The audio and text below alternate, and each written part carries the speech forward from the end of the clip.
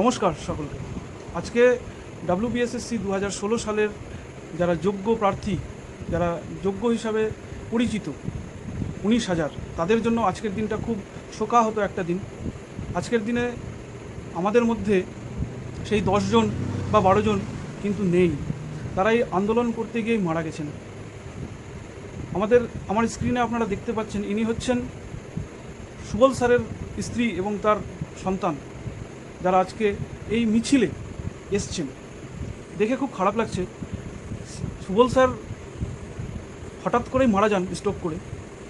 এর পিছনেও কারণ আছে। সুবল স্যার যে বিকাশ ভবন যে অভিযান ছিল, সেই আন্দোলন করতে গিয়ে তিনি স্ট্রোক করে মারা যান। আজকে তার স্ত্রীর বা কন্যা সন্তানের পাশে তিনি আর নেই, তিনি আমাদের পাশেও নেই। তিনি একজন সহযোদ্ধা ছিলেন আমাদের। আজকে খুব খারাপ লাগছে। বিশেষ করে বিগত যে সরকার ছিল, সে আমাদেরকে প্রসিডিওর সব কিছু করা থাকা সত্ত্বেও, যোগ্য থাকা সত্ত্বেও, তিনি অযোগ্যদের বাঁচাতে গিয়ে 19,000 যোগ্যের বলিদান দিয়েছেন। সেই সরকার আর নেই, সেই সরকার থাকা উচিত না, কারণ তিনি ছিলেন একজন চোর সরকার। আর শিক্ষামন্ত্রীও তিনি ছিলেন একজন, বলে না, অভিনয়ওয়ালা শিক্ষামন্ত্রী।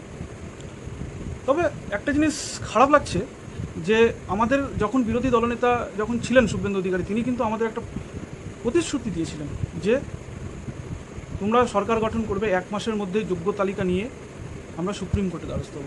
তার সাধুবাদটা এখন পর্যন্ত আমরা দেখলাম না। তিনি বারংবার বলেছেন, আমার ভিডিওতে আপনারা দেখে পাবেন, তিনি বারংবার বলেছেন এই কথাটা, কিন্তু তার ফলপ্রসূ আমরা এখনও কিছু পেলাম না। তিনি কি ভাবছেন, তিনি কি চাইছেন, তা আমরা এখন জানি না। কারণ বিরোধী দলনেতার সময় তিনি কিন্তু বারবার বলেছেন। আর একটা কথা বললেই নয়, তিনি বারংবার বলেছেন, কিন্তু তিনি এখন পর্যন্ত সেই কাজটা করেননি। আরেকটা কথা বলি, এই 19,000 যোগ্যের মধ্যে শিক্ষকদের কিন্তু চাকরি যায়নি। চাকরি গেছে শুধুমাত্র শিক্ষাকর্মীদের।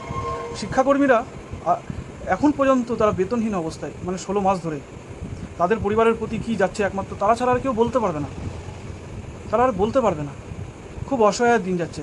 কিছুদিন আগে আমাদের যে বর্তমান শিক্ষামন্ত্রী দীপক বর্মনবাবু, তিনি কিন্তু খুব কটাক্ষভাবে একটা মন্তব্য করেছেন, শিক্ষকদেরটা দেখব, তারপরে দেখা যাবে, নজরে আছে।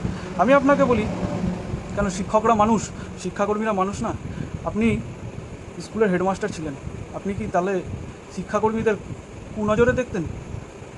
একটা স্কুল চালাতে গেলে হেডমাস্টারের যেমন দরকার, তেমন শিক্ষকদেরও দরকার, এবং গোটা স্কুলকে পরিচালনা করার জন্য শিক্ষাকর্মীদের দরকার। শিক্ষাকর্মীরা ছাড়া স্কুল পরিচালনা করা যায় না।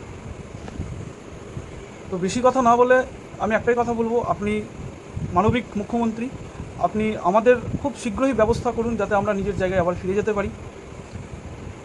বিশেষ করে শিক্ষাকর্মীরা খুব অনাহারে রয়েছে, তাদের নুন আনতে পান্তা ফোরাচ্ছে, যেটা পাতি বাংলা কথা, এবং তাদের দিকে চোখ তুলে তাকান। এবং শুধু শিক্ষাকর্মীদের বলবো না, যারা যোগ্য ছিলেন, আপনি যে প্রতিশ্রুতিটা যেটা দিয়েছিলেন যে আমি যোগ্যদের তালিকা নিয়ে সুপ্রিম কোর্টের কাছে যাব, শিক্ষাকর্মী হোক, শিক্ষক হোক, সকলকে নিয়ে, সেই কথায় আপনি প্রলোভন হন।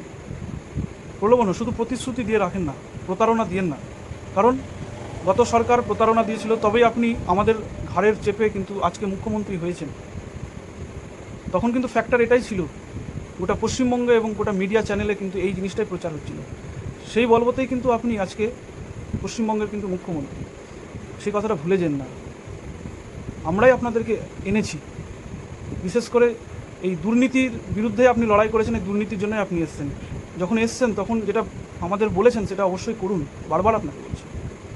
এবং যখন এক্সটেনশন যদি চাইতে যান, তাহলে শিক্ষাকর্মীদের হয়েও এক্সটেনশন চাইতে যাবেন, যে শিক্ষাকর্মীরাও খুব অসহায় অবস্থায় রয়েছে। আর এক্সটেনশন বা কেন চাইবেন? সব কিছু ওএমআর পাবলিশড, সব কিছু পাবলিশড, এক্সটেনশন কেন চাইবেন? আমাদেরকে আপনি সম্মান সহিত ফিরিয়ে দিন স্কুলে, আর কিচ্ছু চাই না, আর কিচ্ছু চাই না। শুভেন্দুবাবু, আপনি ভালো থাকুন, আপনি আমাদেরকে দেখুন এবং তাড়াতাড়ি ব্যবস্থা করুন। আমরা খুব খারাপ অবস্থায় রয়েছি, বিশেষ করে শিক্ষাকর্মী খুব খারাপ অবস্থায় রয়েছে।